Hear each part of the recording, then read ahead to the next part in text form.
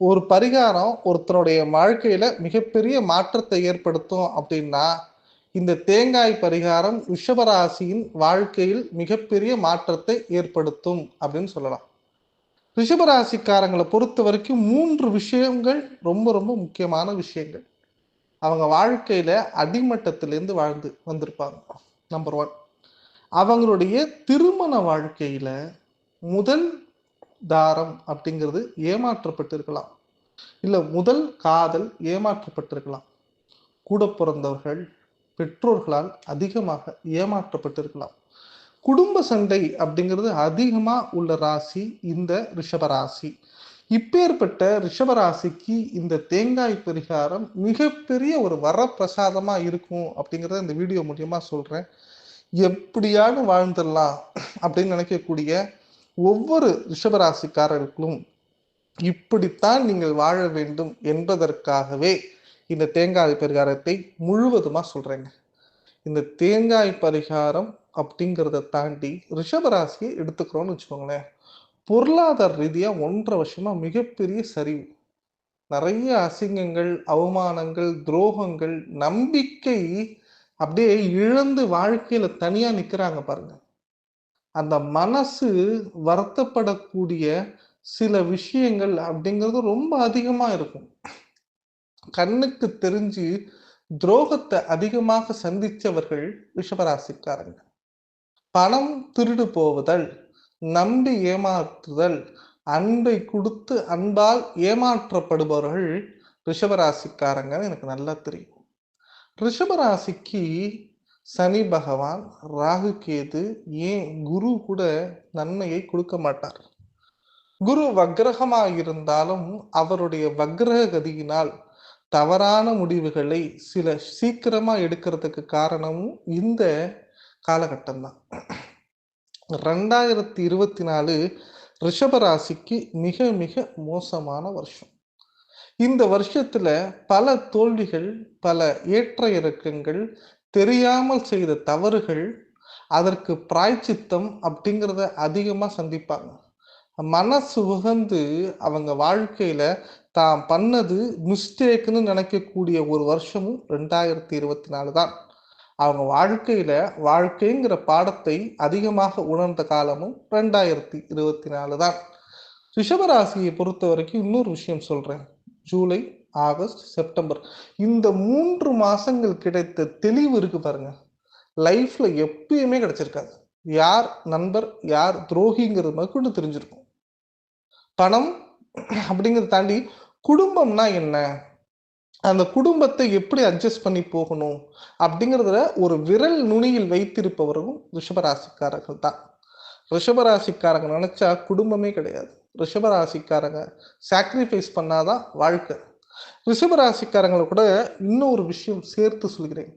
ரோகிணி, அதே மாதிரி மிருகசிருஷ நட்சத்திரம், கிருத்திகை நட்சத்திரம், இந்த 3ம் முருகன் அருள் பெற்ற நட்சத்திரங்கள். நான் அதான் இந்த கமெண்ட் பாக்ஸை திறந்தோடனே ஃபர்ஸ்ட் ஒரு விஷயம் சொல்றேன்.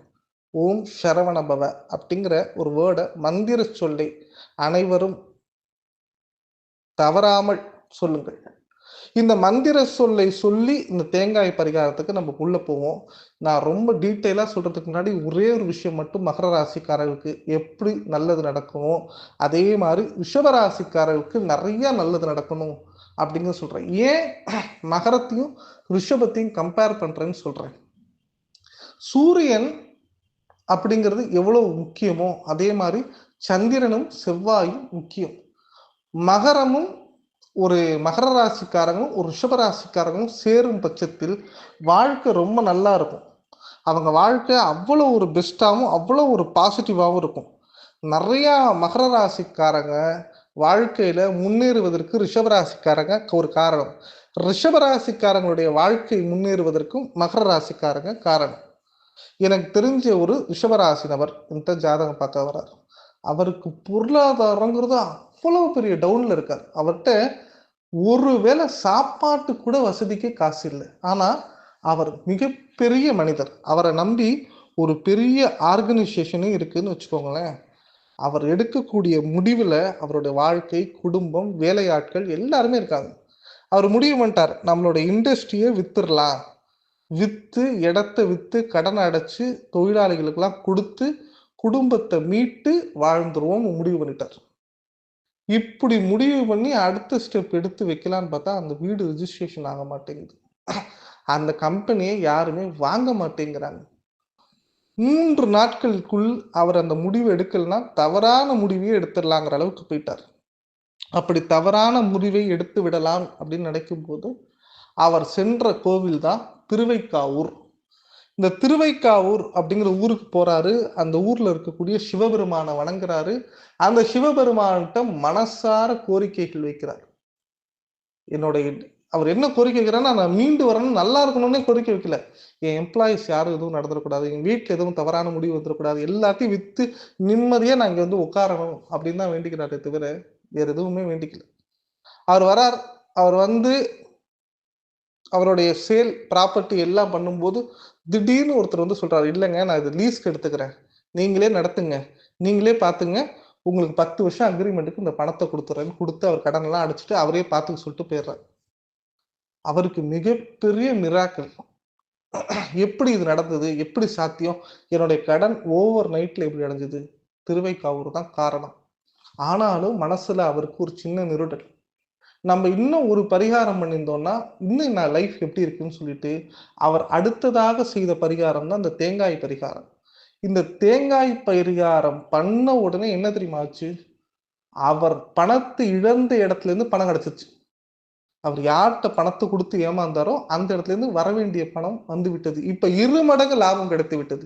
அந்த தேங்காய் பரிகாரத்தை தான் இப்போது ரிஷபராசினியர்கள் எல்லாரும் கவனமா கேளுங்க. முதல் விஷயம், உங்களுடைய பிறந்த நாள் 6/8/2002ன்னு வச்சுக்கோங்க, இல்லை 1972 எப்படின்னா வச்சுக்கோங்க. இப்ப 6வது நாள் இந்த தமிழ் இங்கிலீஷ் 6ங்கிறது தேய்பிரையில வருதா, வந்தா முதல் தேங்காய்.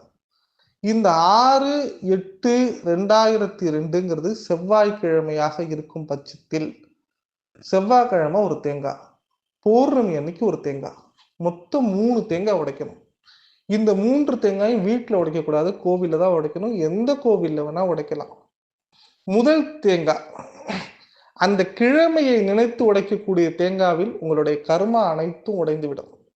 இப்ப நீங்க செவ்வாய்க்கிழமை பிறந்திருக்கீங்க, இல்ல புதன்கிழமை பிறந்திருக்கிறீங்கன்னா தேய்பிரையில வரக்கூடிய செவ்வாயோ புதனோ தேங்காய் உடைக்கணும். எந்த கோவில்ல வேணா உடைக்கலாம், உங்களுடைய கர்மா குறையும். தேதியில வரக்கூடிய தேய்பிரை, இப்ப நீங்க 8ஆம் தேதி எப்ப தேய்பிரையில வருதோ, எந்த மாசமா இருந்தாலும் சரி, நீங்க ஜனவரி மாசம் பிறந்திருக்கீங்க, 8ஆம் தேதி தேய்பிரை ஏப்ரல் மாசம் வந்தா கூட பரவாயில்ல, அந்த 8ஆம் தேதி நீங்க என்ன செய்யணும் அப்படின்னு பாத்தீங்கன்னா தேங்காய் உடைக்கணும்.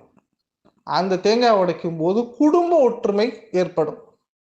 3வது தேங்காய் முக்கியமான தேங்காய், பௌர்ணமி.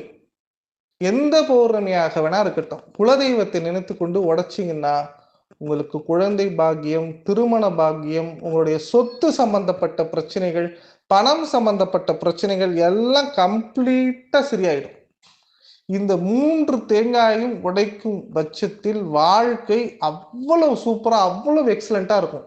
இப்ப நீங்க அடுத்த கொஸ்டின் கேட்பீங்க, என்னுடைய தேதியும் என்னுடைய கிழமையும் ஒன்றாக வரும் பட்சத்தில் 2 தேங்காய் உடைக்கலாமா அப்படின்னு கேட்பீங்க. அப்போ மட்டும் உங்களுடைய தேதியும் கிழமையும் தேய்பிரையத்துல ஒன்னா வரும் பட்சத்தில் 3 தேங்காய் உடைக்கணும். ஒரே நாள்ல 3 தேங்காய் உடைக்கணும். எப்படியா இருந்தாலும் பௌர்ணமியில ஒரு தேங்காய் உடைக்கணும். அப்போ உங்களுக்கு 4 தேங்காய் வரும். சரிங்களா? எந்த கோவில்ல வேணா உடைக்கலாம், எந்த ஊர்ல வேணா உடைக்கலாம். வீட்டுக்குள்ள உடைக்கவே கூடாது. உடைச்ச தேங்காவை வீட்டுக்கு எடுத்துட்டு வரக்கூடாது. பௌர்ணமி அப்படிங்கிற பட்சத்துல இரவு நேரத்துல மட்டும்தான் உடைக்கணும். மற்ற நாட்கள் கிழமை டேட் வரும்போது எந்த இரவு பகல் ராவுகாலம் யமகண்டம் எப்ப வேணா உடைக்கலாம். இந்த தேங்காய் பரிகாரத்தை செய்யும் ஒவ்வொரு ரிஷபராசினியர்களுடைய வாழ்க்கையிலும் எல்லா நல்லதும் எல்லா சௌரியமும் நடக்கும். நீங்க வேணா ட்ரை பண்ணி பாருங்க. கமெண்ட் பாக்ஸ்ல கண்டிப்பா சொல்றேன், நீங்க எனக்கு நல்லது நடந்ததுன்னு கண்டிப்பா ஒரு மனிதரான்னு சொல்லுவாங்க. என்னுடைய ஆசை என்னன்னா, ரிஷபராசினியர்கள் எவ்வளவு கஷ்டப்படுறாங்க. திருமண வாழ்க்கைங்கிறத விட ஒரு 5 நிமிஷம் கூட சந்தோஷம் இல்லாத வாழ்க்கைங்க. ஏக்கமும் துன்பமும் வேதனையும் அதிகமாக கலந்தவர்கள் இந்த ரிஷபராசிக்காரங்க. ரிஷபராசிக்காரங்களை பத்தி மைன்யூட்டா ஒரே விஷயத்துல சொல்லணும்னா, தங்கத்தட்டுல சாப்பிட்டு, தங்கத்தட்டுல வளர்ந்தாலும் அனாதையா இருக்கிறவங்க தான் ரிஷபராசிக்காரங்க. எல்லாம் இருந்தும் இல்லாத தனிமை மரம் ரிஷபராசினியர்களுக்கு இந்த தேங்காய் பரிகாரம் அற்புதமான ஒரு விஷயத்தை ஏற்படுத்தி தரும். என்னோட சேனலை சப்ஸ்கிரைப் பண்ணி வச்சுக்கோங்க, லைக் பண்ணுங்க. கண்டிப்பா ஓம் சரவண பவ அப்படிங்கிற வேர்டை கமெண்ட் பாக்ஸ்ல மென்ஷன் பண்ணுங்க. உங்களுடைய எல்லா கோரிக்கைகளும் தேங்காய் உடைக்கும் போது வேண்டிக்கோங்க. கண்டிப்பாக முருகப்பெருமானாக இருக்கட்டும், உங்களுடைய குலதெய்வமாக இருக்கட்டும், நீங்கள் வணங்கும் இஷ்ட தெய்வமாக இருக்கட்டும், அனைத்தையும் நடத்தி தருவார் என்பதை கட்டாயமா சொல்றேங்க.